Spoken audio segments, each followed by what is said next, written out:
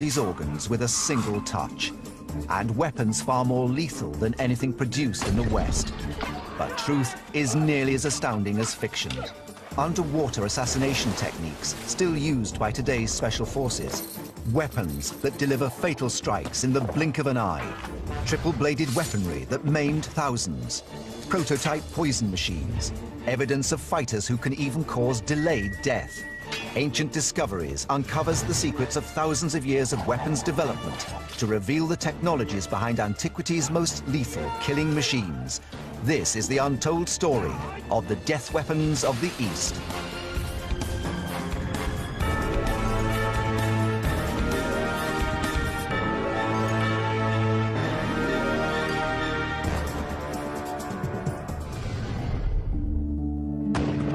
The 12-gauge pump-action shotgun is notorious as one of the world's most lethal weapons. Its lead pellets disperse from its cartridge at an initial velocity of 365 meters per second. But researchers are uncovering evidence from the ancient world that in an age before gunpowder, even the most simple weapons became lethal in the right hands. A weapon is simply a tool that a human being uses to kill. Students of Wudang Kung Fu in central China still practice the techniques of the 3,000-year-old Chinese waxwood gun, also known as a staff. Its history is shrouded in tales of lightning-fast attacks. The gun's techniques are said to have been perfected by a group of ancient Chinese Buddhist monks who combined meditation with the art of warfare. They became known as the Shaolin, after their monastery in the central Chinese province of Henan. In the early 7th century, they became involved in a power struggle over land with the warlord Wang Shichong. The emperor's infantry were renowned swordsmen. It's recorded that when the two sides clashed in the Battle of Hulao in 621 AD, the monks used their most famous weapon to defeat the emperor's army, the Shaolin staff. But are the ancient accounts accurate? Can what appears to be a simple wooden stick really be a devastating weapon? Ancient Discoveries has set up a test against the modern shotgun. How quickly can each weapon smash 5 targets? The gun I'm using today is a 12-gauge Mossberg shotgun that's designed to use solid slugs. This weapon is typically used by police forces, mainly in America, for riot control. I could train someone to use this to a competent standard within an hour. Peter will be going up against Nathan, 3 times world kickboxing champion and Shaolin martial artist. This is the ancient Shaolin staff. It's been used over 3,000 years ago. This takes time to perfect. The skill, the accuracy, the power, technique. The shotgun's ammunition is ejected from the barrel by an enormous pressure. The pellets start as one mass, then rapidly disperse out. But how quickly will Peter be able to fire 5 accurate rounds?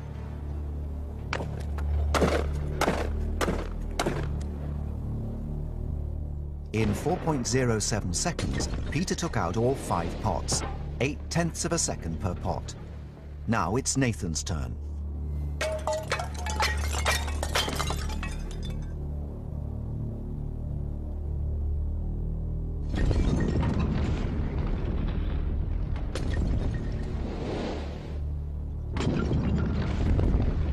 The staff destroys all 5 pots in 2.57 seconds, 55/100ths of a second per pot, and 1.5 seconds faster than the shotgun.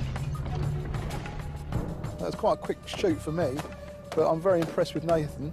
My time was 4.07 seconds, and Nathan's was 2.57, which is a fair bit quicker than me.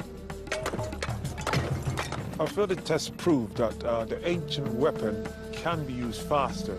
The thing about my weapon is it's years of practice, years of dedication, timing, skill, and technique. So once you master that and your mind works as one with your body, you yourself become a lethal weapon. The gun was designed for lightness and speed. In combat, it was used against swords and spears by blocking and sweeping the enemy. It became known as the father of all weapons, as other weapons were developed from it. But if weapons like the staff and sword were lost on the battlefield, there was another that could be used as backup. It was said to strike as fast as a meteor. It allegedly had the power to split open a head or break the bones of the enemy. According to a text called Records of the Three Kingdoms, it was deployed by soldiers of the Cao Wei Empire. In the 3rd century AD, this empire was competing for control of China. The meteor hammer gets its name from the great power in which it strikes its target. Compared to other Shaolin weapons, it has a longer reach and strikes with much more speed and ferocity. The meteor hammer is a bronze or steel ball attached to a 3-meter rope. In a surprise attack, it gave its owner the tactical advantage of being able to strike from a longer range than close combat weapons. The main techniques of the meteor hammer is to either swing the meteor hammer directly at an opponent or to hook it over a knee, elbow or a foot and let it go after the meteor hammer's picked up momentum. In 228 AD, it's recorded that a Cao Wei warrior severely injured an enemy officer on the battlefield with a meteor hammer assault. By swinging the meteor hammer and letting go at just the right moment, it enables me to build enough power to strike the opponent with enough force to either knock him out or possibly kill. Yet the true speed, power and performance of a meteor hammer strike remains a mystery. Using the latest tools of fight science, researchers are beginning to unravel the truth behind this legendary weapon. With martial arts weapons, which are obviously thousands of years old, it's a bit of a mystery as to how they were developed in the first place. With modern technology, obviously we can do a bit of a detective story, and we can now investigate just how much destruction they could actually cause. Dr. Ewan Griffiths uses the latest high-speed photography to analyze sporting performance. Can he, using these tools of modern science, discover how the meteor hammer was optimized and the speed at which it strikes? With this technology, we can look at velocities, accelerations and forces that we were never able to do before. With martial arts, we can estimate the amount of force being developed in punches and kicks, for example. As a comparison to the meteor hammer, Ewan will analyze a punch. We're going to use a Shaolin twisting punch where we're going to try and relax all the muscles in the body to get as much power through the body as possible.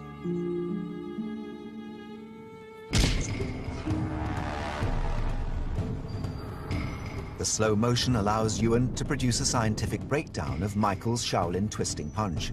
From the movement of the bag, I'm going to use inverse dynamics to work out the amount of force in the punch. Inverse dynamics is a mathematical system that tells us which muscle is active and how much force that muscle is exerting. If this punch was aimed at your face, it'd be coming towards you at 18 miles an hour. The amount of force in the punch worked out at 188 pounds. The punch strike only lasted for 7/100ths of a second, so it would be over very quickly. But how will the meteor hammer perform in the slow motion analysis? In spite of its reputation, no one has ever explored the weapon in this detail. Now we're ready for the first test, and I'm going to swing the meteor hammer without using any real swinging momentum. The team is attaching a harder surface to the punch bag, as Ewan's calculations rely on seeing the speed at which the hammer retreats after its first impact.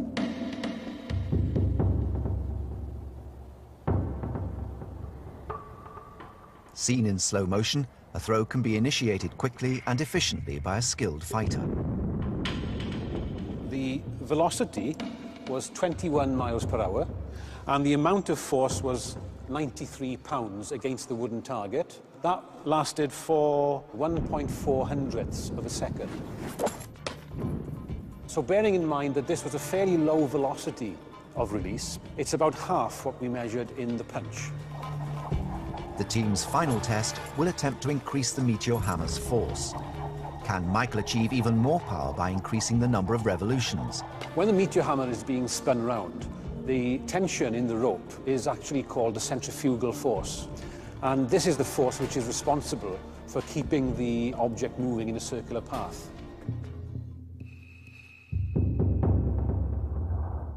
Seen in slow motion, Michael is able to achieve 4 rotations a second. More rotations build up greater stored energy in the rope.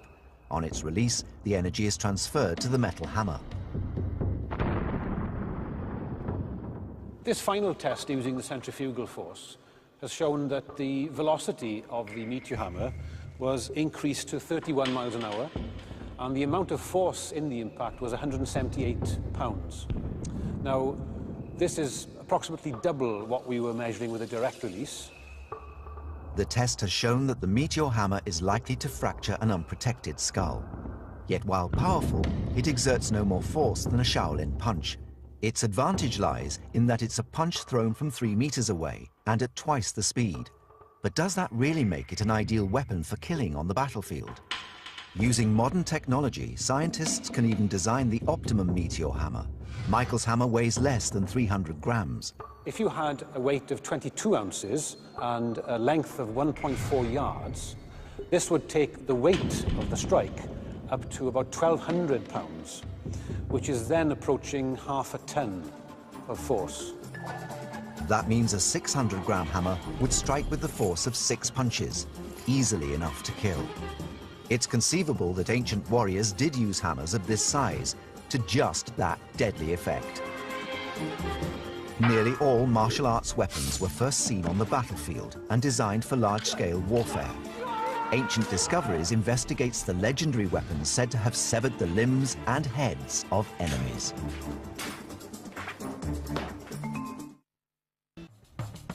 From ancient Greece, Rome and Egypt to the Middle East and Asia, all ancient civilizations developed the technology to kill. Yet as the battle turned into personal conflict, commanders needed men who could cut down the enemy in a fight to the death. In early China, when they appointed people to lead their troops, they were very often looking for heroes.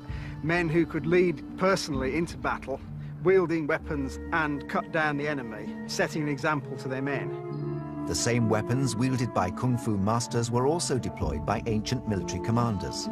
Weapons that were designed for severing the limbs and heads of enemies. This weapon is known as the dadao, the big knife. It was the main arms in wars and battles. It was also the favorite of many ancient generals and warriors. It can be used by both cavalry and soldiers on foot. Between the 10th and 13th centuries, the ruling Chinese dynasty, the Song, was at war with the Jin dynasty.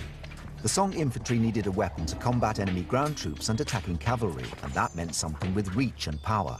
When being swung fast, it could severely wound your enemies. It was recorded that in the Song dynasty, a general chopped off 3 heads in one go: the head of his opponent, the head of his opponent's horse, and head of the opponent's weapon. This was branded as the 3 heads at one cleave, which is a very famous story. The key to its success was its sharp and extremely heavy metal head, which could weigh up to 40 kilos. On a Chinese battlefield, you would probably have the smell of ruptured intestines. You'd be slipping on the blood that was spilled on the ground. It'll be a complete mess. Leading Shaolin martial artist Ian Armstrong is investigating the areas of the body that ancient warriors would have targeted on the battlefield. This can quite easily sever a head with that sort of action. If I bring it across the abdomen, this will more or less instantly open up the abdominal wall, which will mean that all of the intestines fall out. If I use a downward cut, I'd come here through the collarbone, pull the weapon out this way. Tom Richardson, curator of the Oriental Gallery at the Royal Armouries in Leeds, has been studying the development of one of the earliest death weapons in the history of warfare. A weapon that, according to ancient Chinese legends from the 4th century, was favoured by General Lu Bu of the Three Kingdoms period for its enormous killing potential. This is a Chinese halberd, ji, which can be wielded in 2 hands, either for thrusting or for cutting with. Long weapons like these are a mainstay of Chinese infantry from a very early period. The ji was a long and powerful weapon that combined a heavy steel or bronze spear tip with the curved metal blade of the axe. Its development dates back to the Shang dynasty that ruled China over 3 millennia ago. That's the key thing with these weapons. They can be used as spears, but they can also be used as cutting weapons wielded in 2 hands. You can imagine from the size of the weapon just how powerfully this can be wielded. What made the ji a groundbreaking invention was that it was a multi-assault weapon. The spear end allowed the user to stab, and the blade of the axe could be used to slash and hook, making it a triple attack weapon. The best areas to target with the halberd would have been areas where there were blood vessels that were quite close to the skin, say, arteries that would rapidly bleed and cause death of the combatant through loss of blood. It was not only the battlefield where weapons were used to kill. It was common in rural China for bandits to strike with no warning, sacking temples and robbing villages. To combat such attacks, there are legends of a deadly weapon that could not only defend against spears, staffs and swords, but was also effective against multiple attackers. Deer antler sabers were known throughout China. These specialized bladed weapons date to around the 18th century and consist of two crossed steel crescents. This crossing produces four curved claw-like points, one of which is extended as the main blade. They're believed to have last been used in anger by a legendary kung fu master, Dong Hai Chuan, who studied ancient martial techniques in the mountains of China. In the 19th century, he's said to have defeated many armed bandits while moving like a hurricane. Chinese martial artists Zhang Yi, Yan Hong and Zhang Zhen are researching the ancient techniques of this mystery weapon. What I have here is a pair of Yan Yang Yu, an ancient weapon. I've been practicing and using them for 6 years. As a weapon, it's very mean and very special. Its techniques include scratching, flapping, and checking. The deer antler sabers allow Yan to defend himself against the staff and straight sword because his hooking and trapping techniques break their energy. These are not toys, but genuine weapons, which cause casualties. When being used like this, they could stab at your enemy's throat. As they are designed as direct appendages of the hand, they can trap weapons while also cutting and slashing, making them the ultimate short weapon. Since they're small, they can be concealed and used as a stealth weapon for assassinations. And as we'll see, stealth was an important element in some of China's most effective weapons.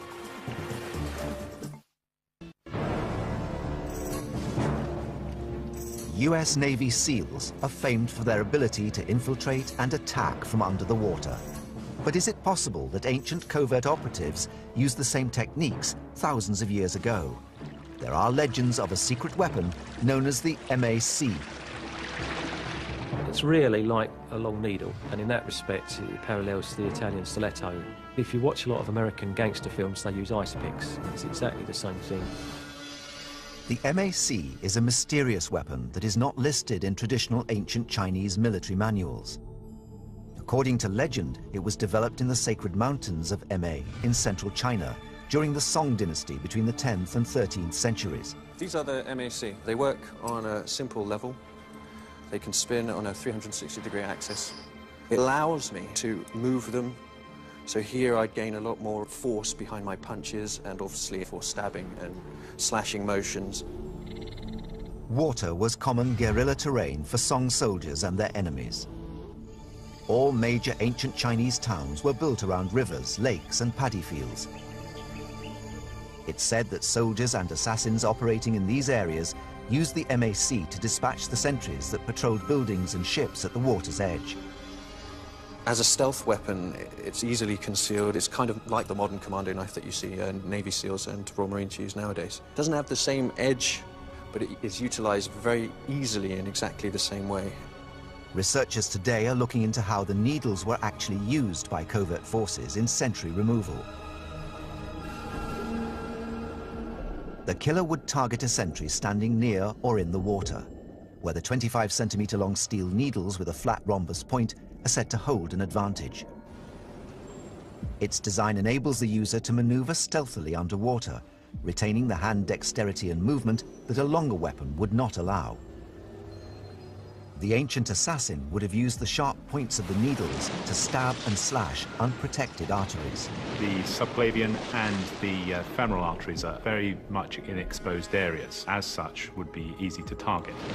If they targeted these areas and they'd driven one of these MAC needles into the artery, it'd be very difficult for the artery to close. If you managed to get them in between the ribs, the lungs would deflate so that the combatant can't breathe. To complete their analysis of the MAC, the team will compare it with a longer weapon in a water combat situation. On land, a small weapon like the MAC would be no match for longer weapons with their extended range and heavier weight. the team wants to know whether the same applies in water.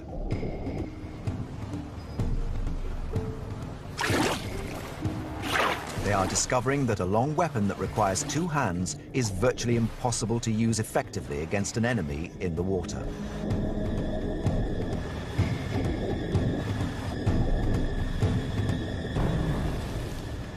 The attempts of the practitioner to try and penetrate the water with the weapon was very, very difficult because of all the resistance. This thing almost hydroplaned across the top of the water and lost all its power. The results are that the MAC is indeed a very effective underwater weapon. Very much the ultimate stealth weapon in that time. Like the MAC, the 9-section chain whip could have easily been concealed. Though its reach and unique abilities would have made it a land weapon, one that was deceptively vicious. The 9-section chain whip is a weapon that was used to inflict both slashing and piercing injuries. Consisting of 9 linked metal segments, the whip has a handle at one end and a metal dart at the other. The best place to target would have been an unarmored area, such as the face, or the eyes, or the side of the head. It's thought that the 9-section chain whip was first deployed on the battlefield as a tertiary weapon during the Jin dynasty of the 5th century AD. Over time, the weapon was adopted by assassins because it was easy to conceal and allowed the user to strike from a longer range.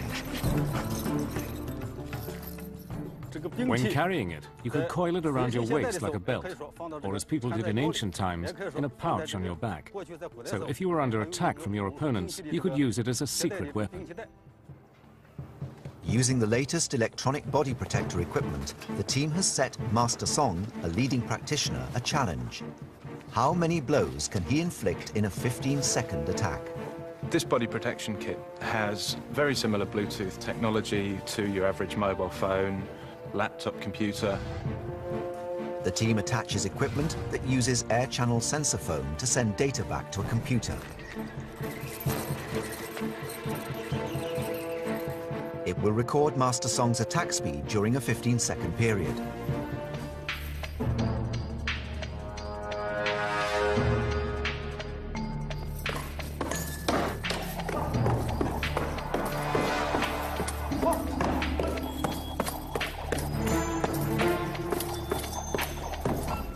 In 15 seconds, Master Song scored 2.2 hits per second. 33 hits in 15 seconds. Can you imagine what kind of effect 33 hits on someone's body, like you've just seen, would make? If you hit the side of the neck, then obviously you can take out some of the carotid vessels and jugular veins and cause bleeding. If you hit the side of the head, you can possibly cause hemorrhagings inside the brain as a result of piercing that area of the brain. The tests have shown that the hidden weapons developed for assassination attacks would have inflicted lethal wounds when in the right hands. But sometimes assassins required a weapon that had to remain hidden. Ancient Chinese engineers set their minds to designing such a device. This was 2,000 years before the invention of the high-velocity sniper rifle that can hit a target from over 1,000 meters. A different kind of unseen weapon. All sorts of devices were invented to enable covert operations to get close to powerful individuals, to kill them, basically. According to an ancient Chinese legend, there was a weapon that allowed the assassin to shoot his target in the face with a poisonous dart. The device was triggered when the assassin bowed. The reason for the face being targeted is that it's not covered by anything and isn't armored. Chinese assassins were expert in using poisons derived from animals found in the western mountains of China. Everything from snake, spiders, and centipede poison was used to kill, and kill fast. If you have a poisonous needle going into the skin of the face is very well supplied by blood vessels, and any poison will be rapidly disseminated throughout the body and would probably reach the brain very quickly. The back crossbow is believed to have been invented around the 11th century by Xu Liang Chen, but how the device delivered the poison has remained a mystery for over 1,000 years. Now, the idea of these pieces is that they could be secreted about the person of the assassin, so he could get reasonably close to his target without being discovered. It probably would have been something of a suicide mission, because this was the only armament he'd probably be able to get through, and once he'd fired these things off, he would have probably been cut down pretty quickly by any kind of guards or retainers. Poring over forgotten Chinese manuscripts, leading model maker Richard Windley is deciphering the back crossbow's mechanical components. Now, this was strapped to the back of the assassin, and when he got close enough to his target, he would bow, and as he was bowing, this would line up with his target. He pulls a little hidden cord, which releases the trigger, and one single bolt is fired.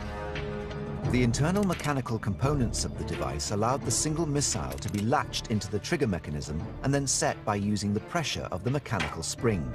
This is the bolt which we're hoping to fire from this device. There's a little groove on the collar which locks into the trigger mechanism, so when the trigger's released it just simply unlatches that, and that's projected through the front of the device. Although it's believed that this weapon was manufactured, mystery surrounds its effectiveness. For the first time in hundreds of years, the ancient design will be tested. Leading Shaolin Kung Fu fighter Ian Armstrong will investigate its potential as an efficient poison delivery system. The issue, I think, with this is accuracy, that if I bow and lift my head so that I can look at the target that I'm shooting at, I'll shoot myself in the back of the head, so I have to drop the head, which means I'm shooting blind. The back crossbow would have been fitted under the assassin's clothes, and the string attached to the trigger mechanism fed through his sleeve. The machine's design meant that the assassin needed assistance in setting the mechanism before going on his mission. Okay. Yep. With the mechanism set, Ian will attempt to hit a target from 10 paces away. Okay, now if you'd like to bend down now.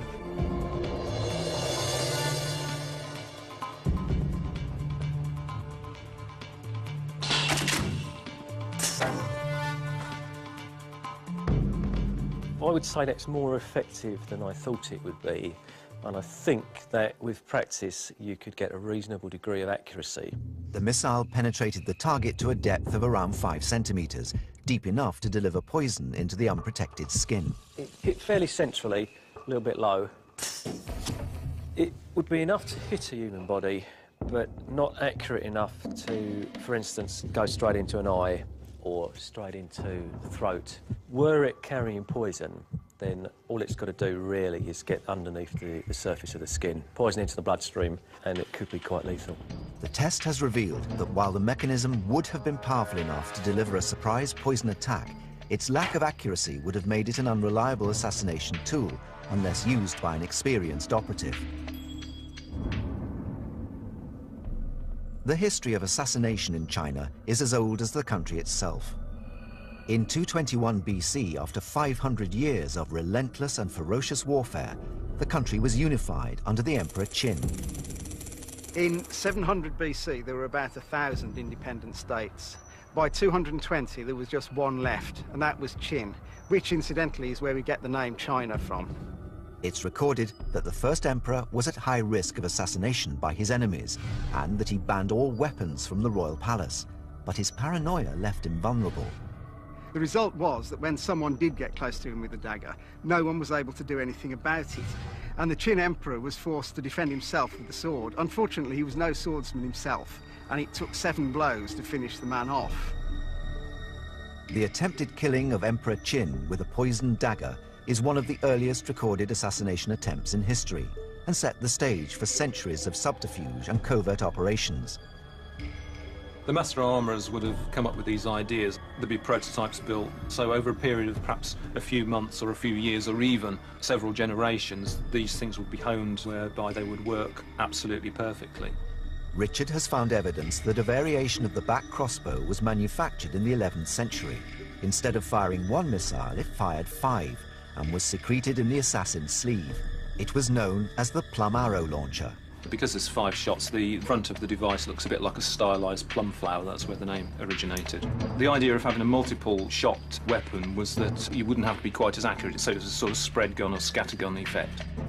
The power to launch the 5 arrows came from a spring-loaded piston mechanism. This device composes 2 main components. The front part contains the guides for the little darts and the trigger mechanism, which is that little thing there. And the main body contains this large helical spring and a piston. Grooves on the missiles lock into the trigger plate, so when the trigger plate is released, the pressure of the spring fires them towards their target. Richard will load the plum arrow sleeve, ready for testing. Each of these has to locate fairly accurately inside the recesses in the pistons. And this is the tricky bit where I've got to exert the actual pressure of the main spring. I've got a pretty substantial spring here, so it's taking quite a bit of force. I would think there's probably 30 or 40 pounds force on that spring. There, that's clicked into place. To test the dispersion from a range of 15 meters, Richard has modified the missiles with paintballs.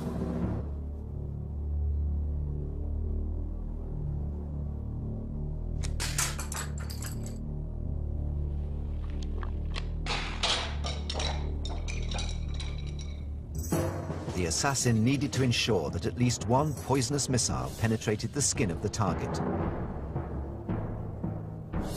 I was quite impressed. I think it gave a better result than I was expecting. The accuracy of the device was quite good. If the head was your target, you'd be looking to get at least one on target. The tests have revealed that the Plum Arrow sleeve launcher was an improvement on the back crossbow. Its multiple missile launch system enhanced the assassin's chance of delivering poison to the target. These were just two of the lethal weapons that soldiers and martial artists of the East may have had at their disposal. But ironically, one of the most dangerous weapons of all is one that we all have: the human body. Legends tell of a mysterious move that allegedly took hours or days to kill someone. Is it possible that the mythical death touch was all too real?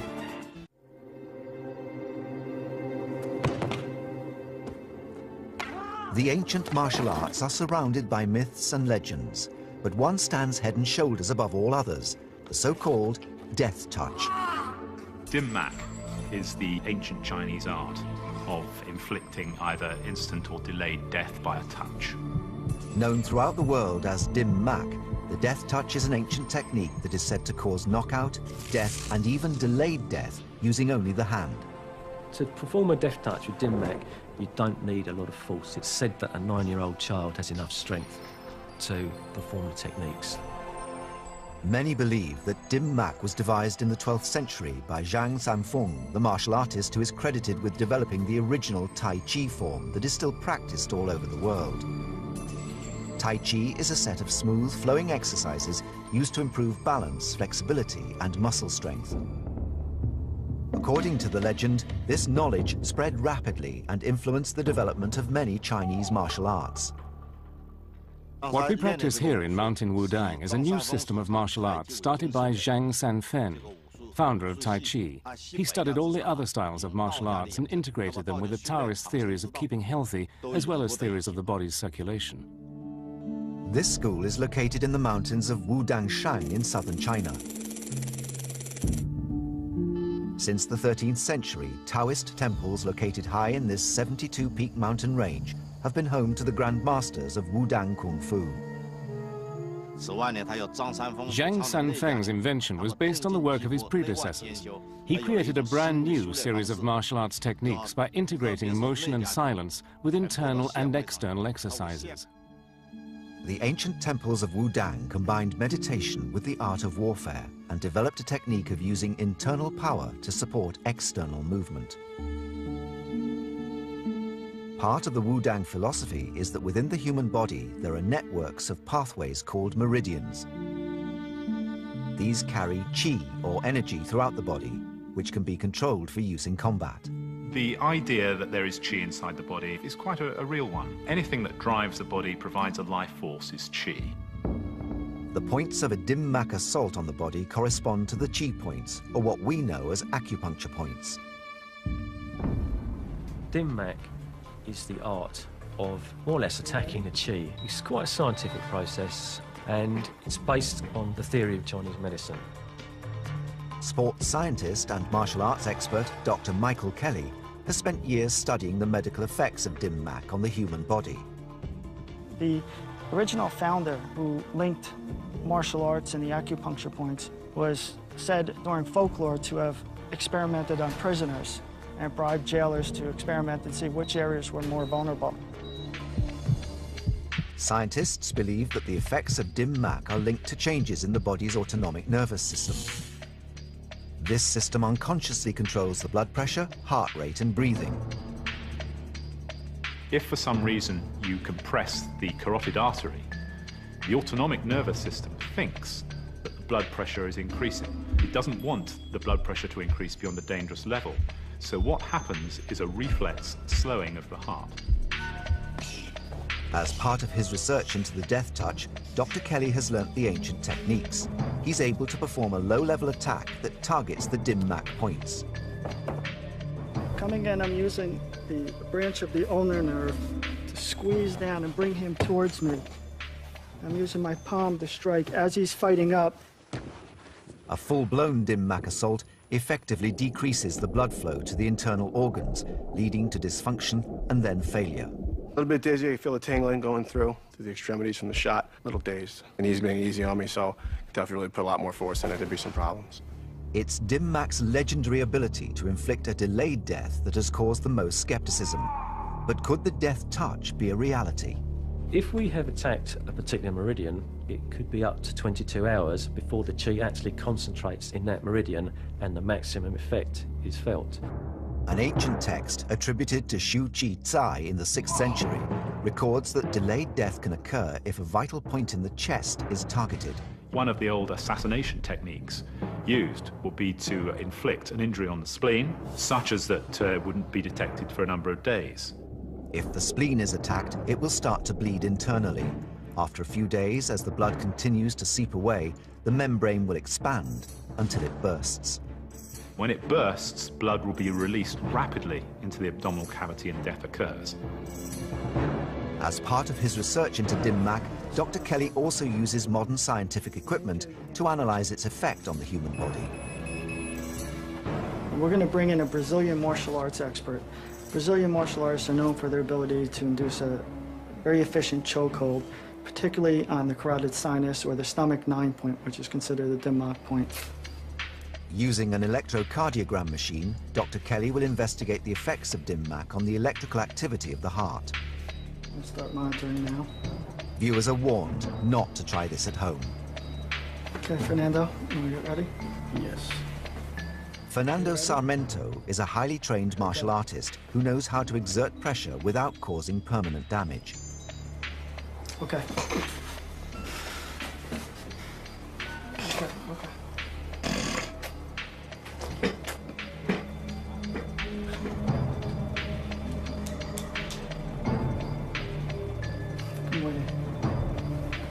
Well, I'm out of it.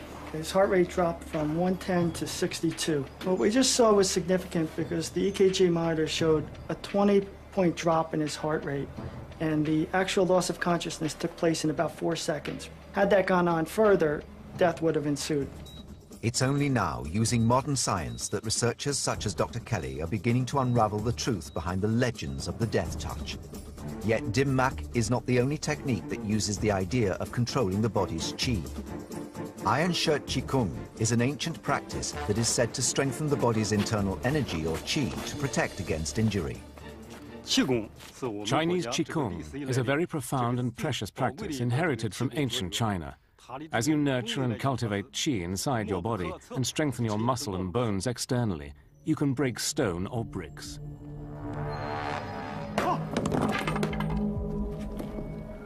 The practice of Qigong goes back thousands of years, but its use in preventing pain remains controversial outside the martial arts world. The chi energy in the body, we concentrate this energy at a point and it can take punishment over and above what it would normally be able to take. But could Qigong be more psychological than physical? It is possible to condition martial artists so that they do feel the pain, but they don't worry about it. You bombard the body with so much stimulus, the person who the pain is being inflicted upon comes to accept it as being normal. Why do we hear in Chinese martial arts all the time about how powerful softness is? Don't I want to be as hard as rock? If I can make my body elastic, pliable, like the rubber, then when the body is hit, it will simply deform and bounce out again.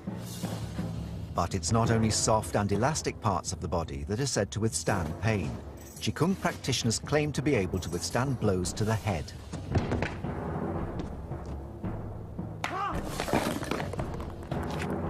An instantaneous force of over 7 kilos is believed to be enough to cause a simple fracture of the skull. What I'm going to do now is one of the most difficult of the Iron Shirt Chi Kung demonstrations. I'm going to put my head in a pile of blocks. The blocks are going to be struck with the hammer so that the whole pile breaks, but hopefully not my head. Whatever you do, under absolutely no circumstances, try this yourself. I've been practicing this art for 28 years, and I've had the very best instructors. Using a 5-kilogram sledgehammer, Ian's team will attempt to smash through 40 centimeters of breeze block without harming him. 3, 2, 1, go.